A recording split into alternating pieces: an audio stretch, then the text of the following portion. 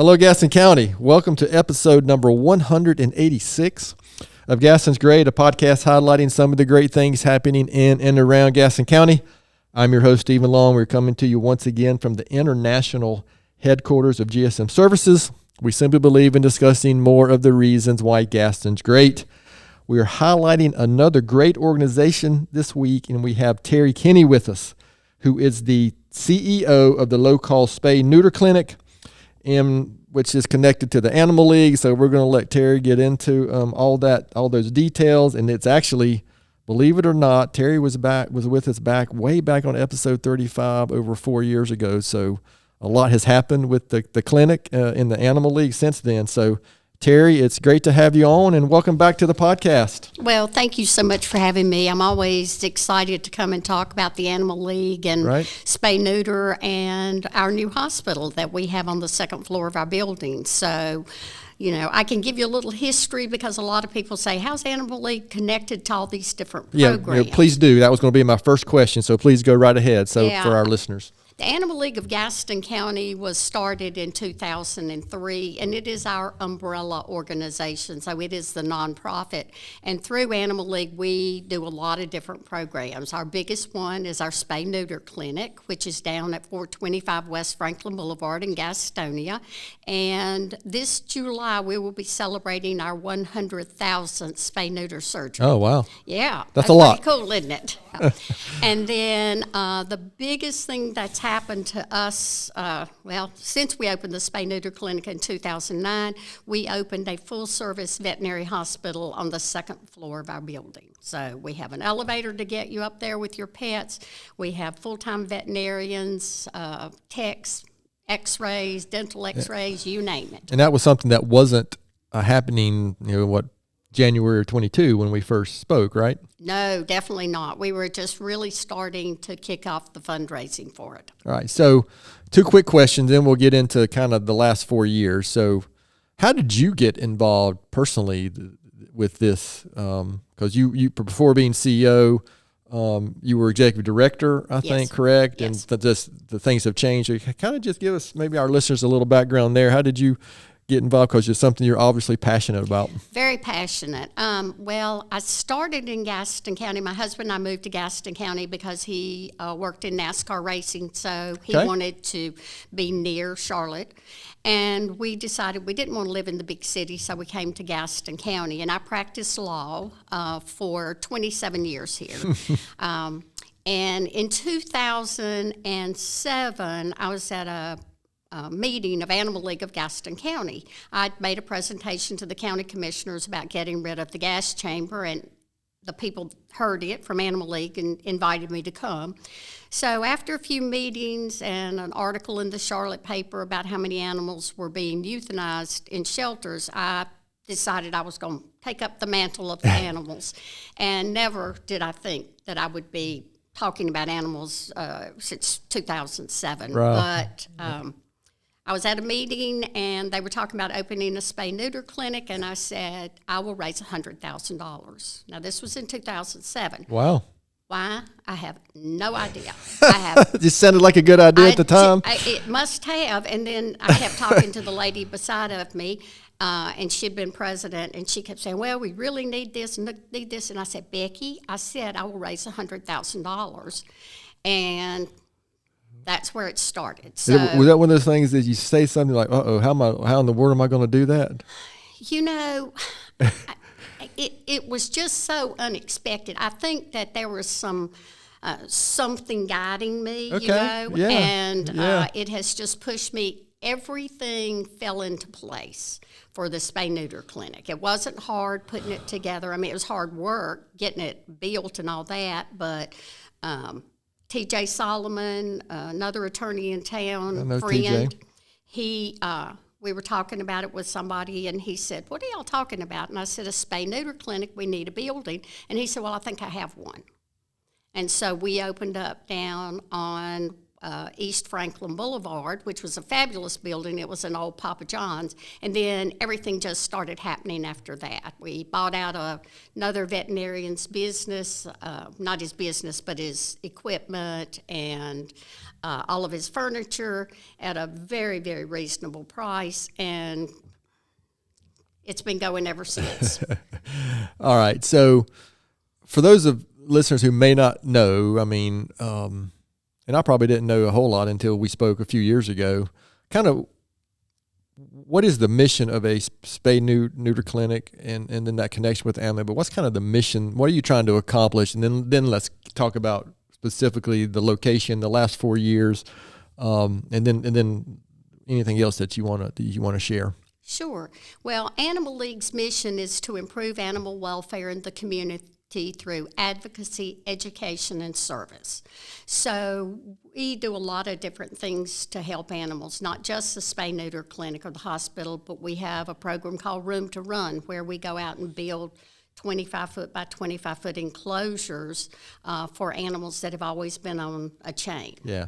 And we spay neuter them, vaccinate them. Everything is free to the homeowner. So if anybody needs a fence out there, if you'll give us a call, we'll see if we can work you in the system. We also have something called Pets to Go, and these are volunteer-run programs, not paid staff. And Pets to Go tries to help people who have unwanted litters or animals they have to rehome, find homes for them, keep them out of the shelter. Our goal is to make it better because there's such a human-animal bond that we know that when we help animals, we're also helping the human owners. Yeah. So for people ignorant like me, when we talked before, why is a spay neuter clinic so important? Why? Because most people think, oh yeah, we need all the animals we can have around. So why is that so important? Well, for an example, when we started exploring a spay neuter clinic, Gaston County was taking in over 10,000 animals a year. Yeah. And it seemed like a lot. An extraordinary amount. And they were euthanizing about 61% of them. Now they take in less than 3,000 a year, and they euthanize less than 10%. So we've made a huge dramatic difference. Okay. Dramatic.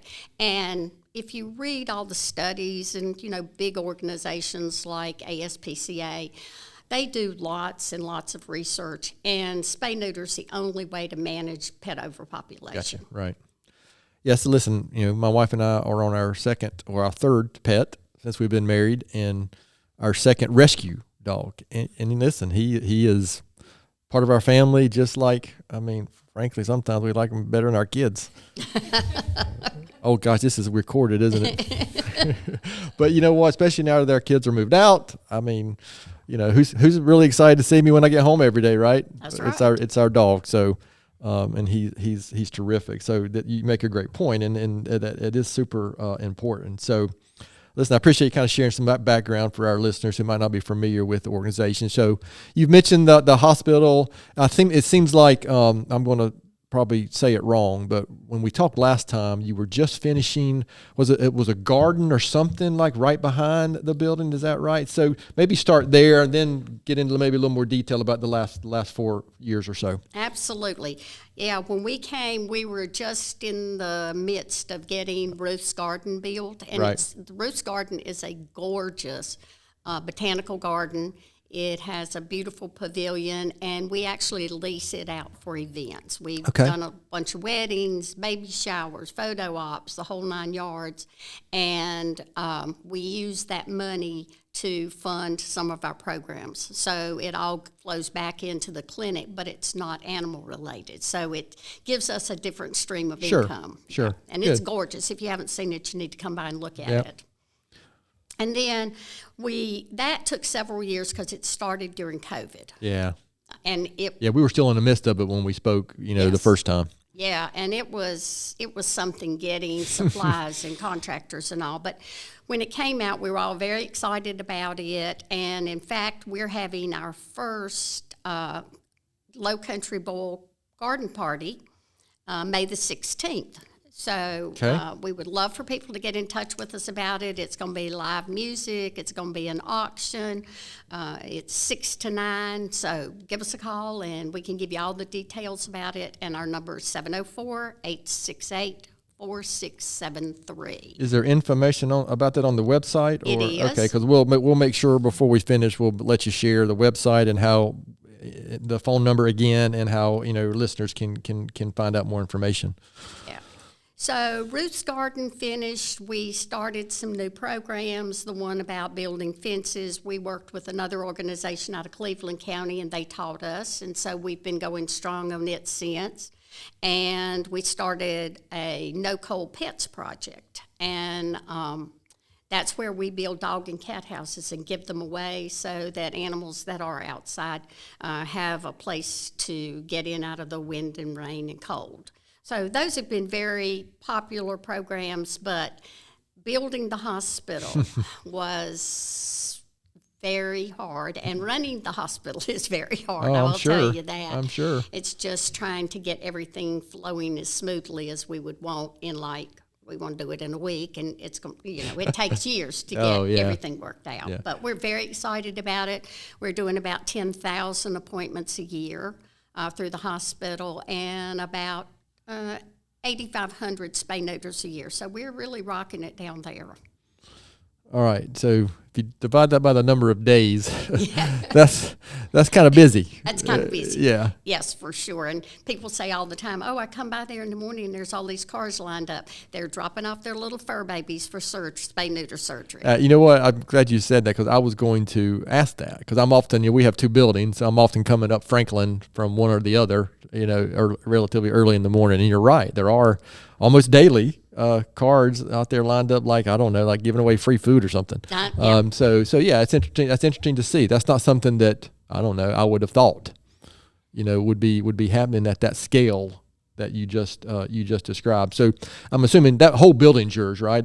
Upstairs and downstairs. Mm-hmm. And I spent some time on the website yesterday.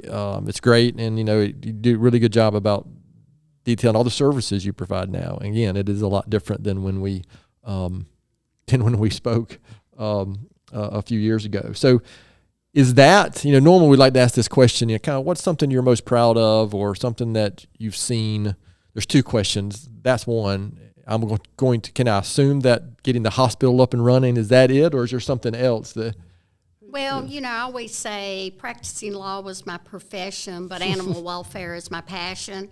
Yeah. So definitely starting the spay neuter clinic. And when we started, we were in an old Papa John's building at a little less than 1,400 square feet, and we did 7 surgeries that first day and thought we had we were exhausted. We just knew that was all we were going to be able to do. And then to watch it grow like it has to almost 100,000 surgeries. We know we're making a difference. And so that's pretty cool. Yeah, that is cool. Yeah. Is there an example that you can think of? Because I asked this same question 4 years ago, but it may have changed then. So in your day-to-day, work and operation, a specific example where you say, okay, that shows why, this is why we do this. This is why we started. Something that you've impacted a family, or something specific that happened in the community, or someone came in to the hospital and you saw how you were able to help a family with their pet or something. Is there something that stands out that you've witnessed? Or it's no one thing. Okay. Every day at the clinic, we help people. We don't send people away without getting them some help. We may not be able to do everything they need, but we have a food pantry if they're short of pet food. We have some subsidies to help them if they can't afford the services.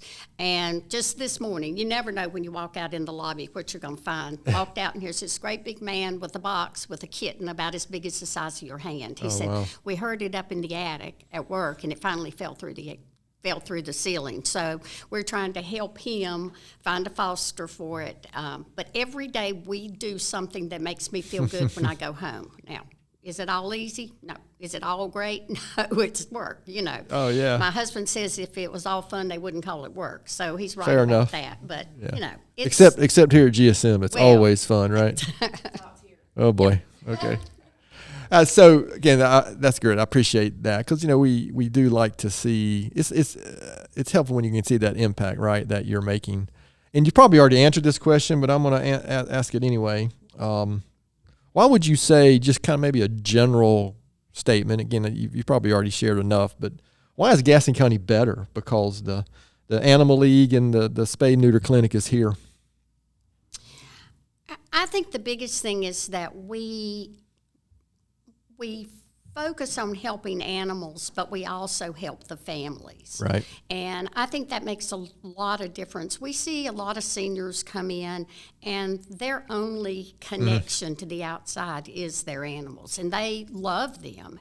And they will tell us when it's over, this is all I have. So it kind of makes them get up in the morning, makes us feel better, and, and we do love those furry babies. Yeah,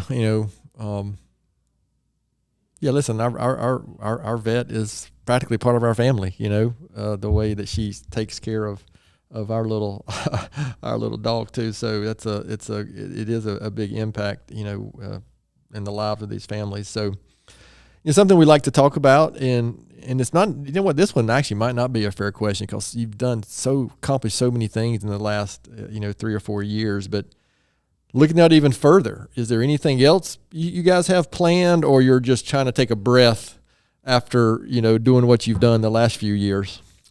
Well, we get pushed all the time to do more, to do, sure. to expand. It's never enough, right? Never enough. But I would think that for now, we need to get everything moving smoothly, efficiently.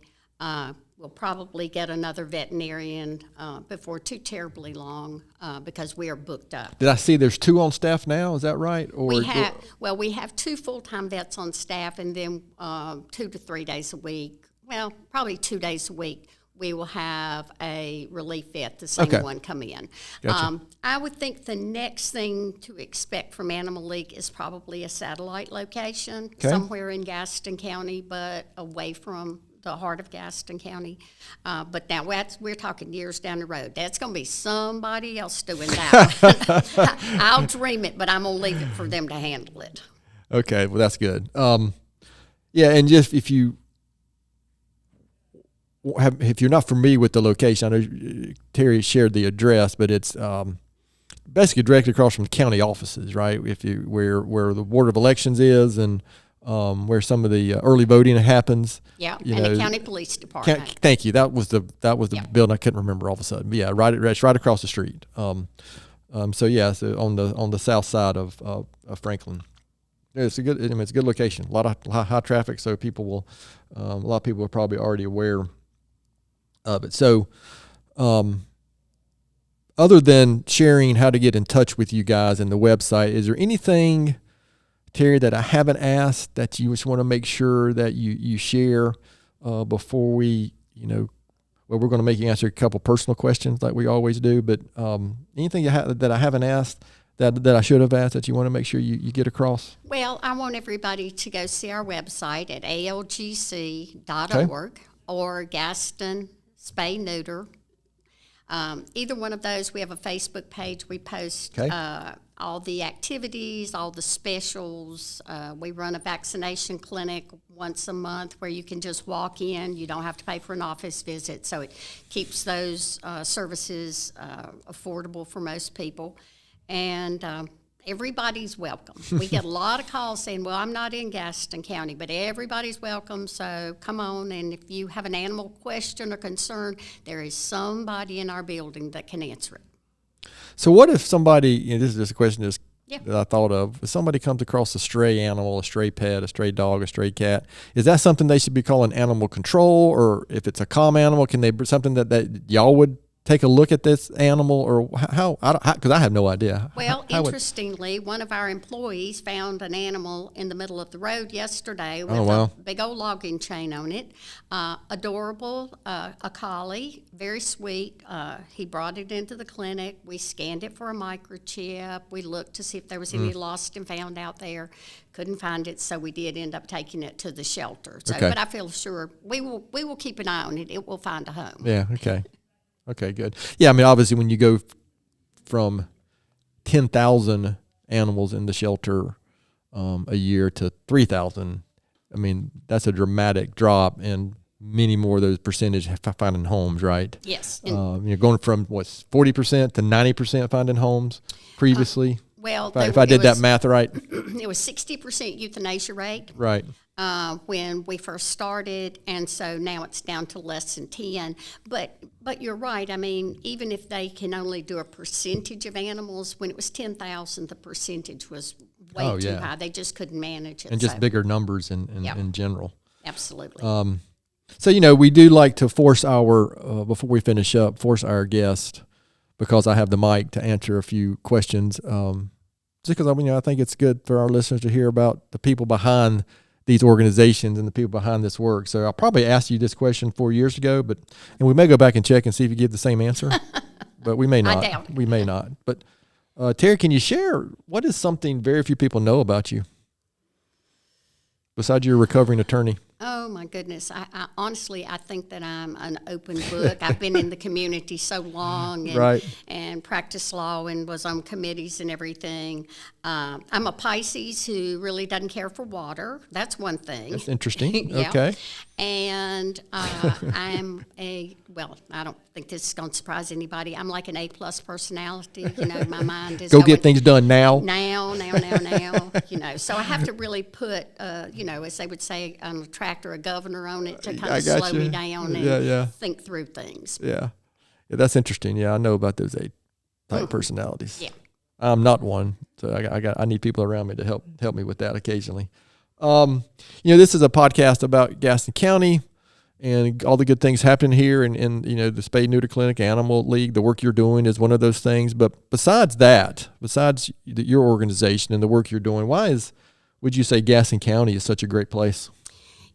When my husband and I decided to move in this direction, we looked at Charlotte, and I knew that was not for me. It was, even at that time, we were getting ready to celebrate our 38th anniversary, so that was a very long time ago.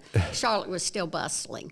I'm from Martinsville, Virginia. Okay. Gastonia is very much like Martinsville, small town, textile, and I like the small town atmosphere. Sure. I like practicing in a small office, and the people were super nice. That's the one thing I think. And you have everything you need in Charlotte, if you need drive it away. Yeah. All right. So. Yeah, geographically, I think we're just in extremely unique. I've traveled a lot recently, which is unusual, but being able to 20 minutes to the airport and not have to go to the other side of Charlotte to get there. Yeah, that's really nice. Mm-hmm. All right. Last question that I like to ask. And this is kind of a newer one. I know we didn't ask you this one a few years ago. Terry, if you could have coffee with one historical person, and we probably didn't send you this one, so you had to do this one off the cuff. Who would it be and why? Well, I'm a real World War II buff. Oh, okay. So am I. Yeah, I love that stuff. Read, like a whole year, I read all the time, and I read on World War II for a whole year. And I would probably like to sit down with FDR, Franklin Delano Roosevelt, and say, how could you make these huge decisions that affected the world? It takes so much courage and forethought, and I don't know how you do it. And there were so many unique things he did to get us involved, not get us involved, keep us, the Lend-Lease agreement. Yeah, there were. He is a very interesting gentleman, and so and I appreciate that one because that was such a, for me, I can't fathom what that time would have been like. No. And so many things when the world coming together and so many people making decisions that now might seem obvious, but boy, they were not at the time. No. I mean, they were having to make decisions about things. Oh, and then even, so I would encourage anyone, if you like that kind of stuff, there are so many good books and about that time, and FDR is somebody I would recommend studying. So I appreciate that. I love that time as well. All right. You shared the website. You said the social media. Any last words before we close this episode out? Well, just thank y'all for having you're us welcome. and letting us talk about Animal League. You know, we love to talk about spay neuter and how important it is. We've had a lot of really good supporters from the veterinary community in town. And thank y'all all, and come see us. Oh, well, good. Well, listen, Terry, I appreciate the work you're doing. I mean, as a pet owner and somebody who's had pets since I was a kid, it is important work. And especially when you're a kid, you don't think about that kind of stuff, until you meet somebody like you or having to take care of your own pet, and and that's when you're exposed. Eyes were open to what's required. And it's just more than you would, it's more than you would think to keep a community, going in the right direction with the animals and animal care. So, that's my small mind trying to get the words out right, But I do appreciate the work you're doing, because I do know it's a big deal. So, I am going to finish off with a quick quote. I don't have a book recommendation this week, but Terry's kind of already done that with anything related to FDR, and there's plenty out there. But I do I've got a quote this week from John Wooden. He's one of my favorite guys, somebody I've studied a little bit on leadership. And he said, I'm about to rip my headphones off, stepping on them. But he said, be more concerned with your character than your reputation, because your character is what you really are, while your reputation is merely what others think you are. So this world of, social media and, I don't know, influencers and whatever, I think we get a little too caught up in what other people think. We keep, like the Animal League, right? They're focused, staying on mission, staying with your passion, doing the right thing, right? That's right. And so that's how real work gets done, and not worrying about so much what other people think.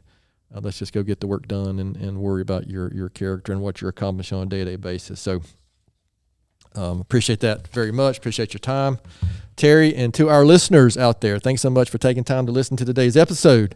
Please continue to spread the word if you can about the podcast. And please don't hesitate to contact us here at our email address, which is podcast@gastonsgreat.com. We're always looking for suggestions for future podcast topics and guests. You can find the podcast and subscribe at the website, gastonsgreat.com, or anywhere you listen to podcasts. And please follow us on all social media platforms. Thanks again to Terry for being our guest today. Gaston's Great is produced and brought to you by Amber Hauser from GSM Services. I'm your host, Stephen Long. Thanks again for hanging out with us, and please keep coming back to hear more reasons why Gaston's great.